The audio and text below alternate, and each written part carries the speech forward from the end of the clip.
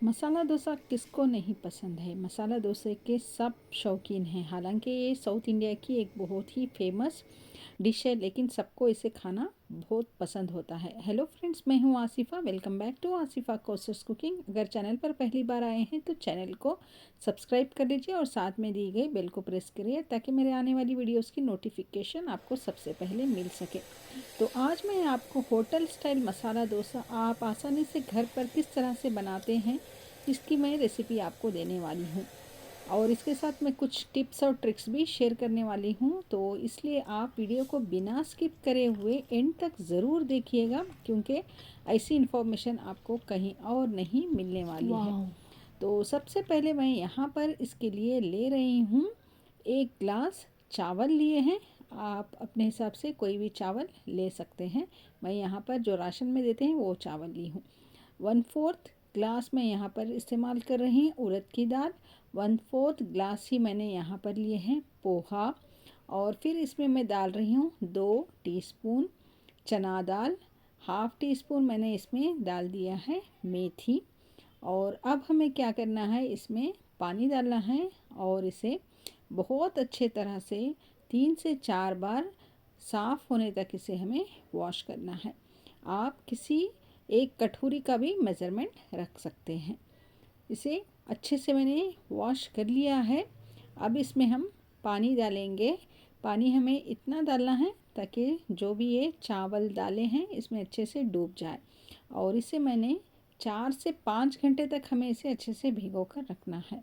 तो 5 घंटे के बाद अब मैं इसे देख रही हूँ, ये अच्छे से सोख हो गए हैं। अब हमें एक मिक्सी जार लेना है और ये दालों का मिक्सचर और ये चावल इसमें हम डालेंगे और इसे थोड़ा सा पानी डालकर हमें इसका बहुत ही स्मूथ सा बैटर बनाना है।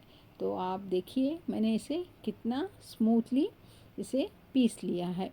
तो अब हम इसे एक भगोने में निकालेंगे और इसी तरह से जो भी दूसरा था उसे भी मैंने सारे चावल को पीस लिया है और इसमें मैंने शामिल कर दिया है नमक।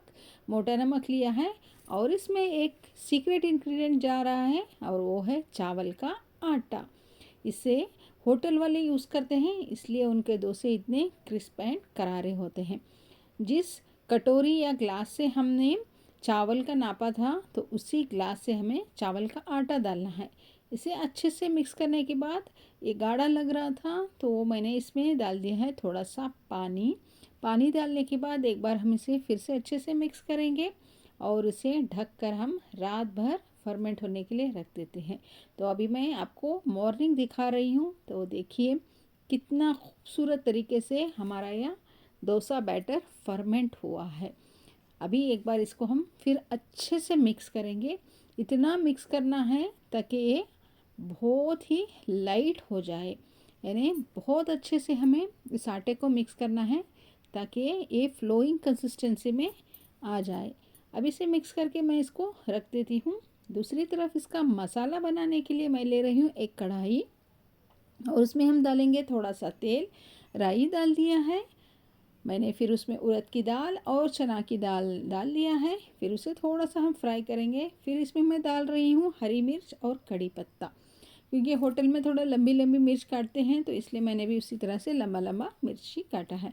और यहाँ पर जाएगी 2 प्याज, जिसे मैंने लंबा लंबा ही काट लिया है। प्याज को हमें बहुत ब्राउन नहीं करना है, बस इसे हमें थोड़ा सा क्रंच उतना ही फ्राई करना है। फिर इसमें टेस्ट के हिसाब से मैंने नमक डाल दिया है और फिर मैंने हल्दी इसमें डालकर थोड़ा सा मिक्स किया है। आलू लिए थे मैंने 5 और उसे बहुत अच्छे से हमें गलाना है। फिर उसे मैंने हाथ से ही आलू को फोड़ लिया था। जब हमें इसे मिक्स करेंगे तब हम चमचे से इसे और थोड़ा थोड़ा हम इसे फोड़ते जाएंगे ताकि जो मिर्ची प्याज और जो हमने नमक और हल्दी डाली है इसमें अच्छे से मिक्स हो जाए। जब ये हो जाएगा तो ऊपर से हम कटा हुआ धनिया पत्ती डालेंगे और गैस ऑफ करने के बाद इसमें मैंने नींबू का रस डाला है। तो इस तरह से हमारा आलू का मसाला बनकर तैयार है। अब जो लाल चटनी बनाते हैं मसाला डोसा पर लगाने के लिए, उसकी तैयारी के लिए मैंने यहाँ पर 5 से 6 बैडगी मिर्ची लिए थे और 5 से 6 ही मैंने गुंटूर मिर्चियों को लेकर थोड़ी देर गर्म पानी में सोख होने के लिए रख दिया था। एक मिक्सी जार में मैंने मिर्चें डाल दी है, फिर एक प्याज, 1 चम्मच फुटाने, 8 से 10 लहसुन की कलियां, नमक मैंने इसमें डाल दिया है। इसमें थोड़ा सा बस पानी डालेंगे और इसे हम इस तरह से पीस लेंगे। तो अब हमारी लाल चटनी भी बनकर तैयार है। जो बैटर को मैंने अच्छे से मिक्स किया था, अब उसमें और एक हमें सीक्रेट इंग्रेडिएंट डालना है और वो होते हैं शक्कर, जिससे डोसे पर बहुत ही अच्छा कलर आता है। तो यहाँ पर थोड़ा बैटर मुझे और गाढ़ा लग रहा था, तो इसे मैंने थोड़ा सा पानी डालकर इसकी कंसिस्टेंसी फ्लोइंग कर ली है। तो तवे को मैंने गर्म होने के लिए रख दिया था। पानी डालकर तवे को अच्छा सा हम पोंछ लेंगे और इस पर अब हम डालेंगे बैटर। तो मेरा तवा थोड़ा बड़ा है, तो इसलिए मैंने यहाँ पर 2 चम्मच बैटर इसमें डाल दिया है और एक ही डायरेक्शन में हमें घुमाते हुए डोसा को स्प्रेड करना है। तो मैंने यहाँ पर आंच को मीडियम रखा है। फिर उसके ऊपर हम डालेंगे घी। घी मस्ट डालिए, क्योंकि इसमें घी का इस्तेमाल होटल वाले करते हैं। घी के बाद थोड़ा सा मैंने इसमें तेल भी डाल दिया है और जो हमने लाल चटनी बना कर रखी थी उसे अब हम इस पर स्प्रेड करते जाएंगे। तो जितनी मर्ज़ी आप उस पर लाल चटनी लगाइए। लाल चटनी लगाने के बाद उल्थानी से हम जो एक्सेस चटनी है उसको इस तरह से फैलाएंगे और हमारी उल्तानी को साफ़ कर लेंगे। तो देखते जाइए कि ये कितना क्रिस्पी बनता है।